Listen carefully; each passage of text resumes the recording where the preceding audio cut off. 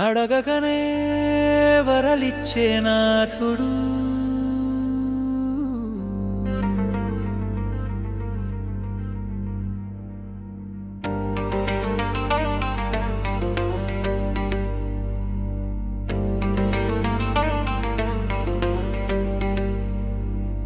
అడగకనే వరాలిచ్చే నాథుడు శ్రీనాథుడు మన చెంతనే అండగా ఉండగా గులకరాళ్ళ గోల మనకేలనట్ట నమ్మకం ఒక్కటే సరిపోతుందంట నాథుడు ఉన్నాడన్న ధైర్యమంట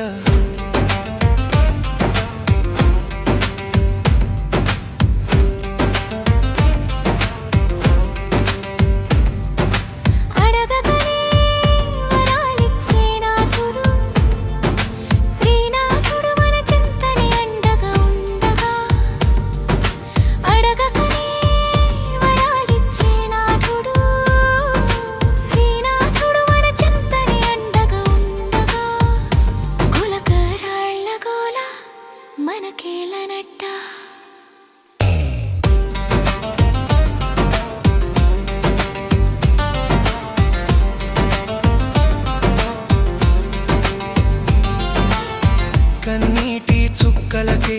కరుణ చూపేవాడంట మనసు పలకక ముందే మదిని చదివేవాడంట పిలవక ముందే పలికే పలుకులే ఆశీర్వాదమంట పాదాల చెంత శరణంటే భయమన్నది పోయేదంట అంధకారంలో దీపమై నడిపేవాడంట నాథుడిని కూడా తన వాడిగా చేసేవాడంట అలాంటి నాథుడు మన చింత ఉండగా ఆశల గందరగోళం ఎందుకంట అడగకనే వరాలిచ్చే నాథుడు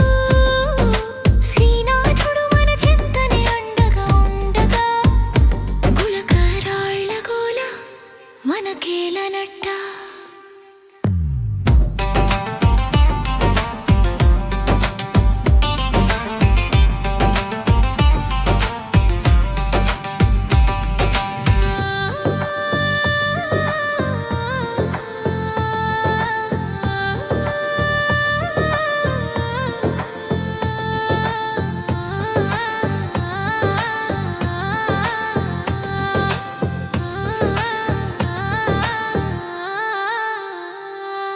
శంకరుడు శాంతమై హృదయంలో నిలిచాడంట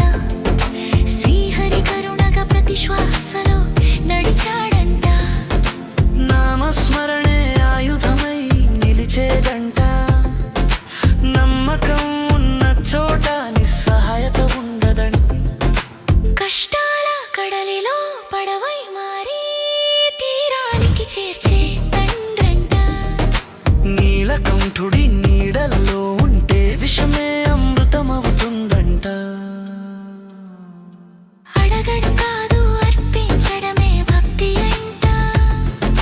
కోరడం కాదు కరిగిపోవడమే శరణ్యంట నేననే భావం విడిచిన నాడు నాథుడే నాలో నడిచాడంట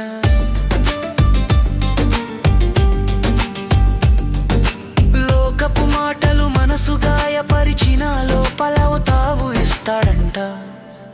అశాంతి అలల మధ్యలో కూడా నిశ్శబ్దం నేర్పుతాడంట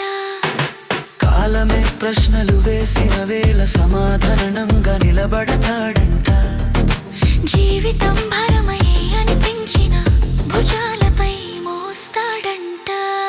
అడగకనే వరాలిచ్చే నాథుడు శ్రీనాథుడు మన చింతని అండగా ఉండగా గులకరాళ్ళ గోల మనకేలనట్ట నమ్మకం ఒకటే సరిపోతుందంట నాథుడు ఉన్నాడన్న ధైర్యమంట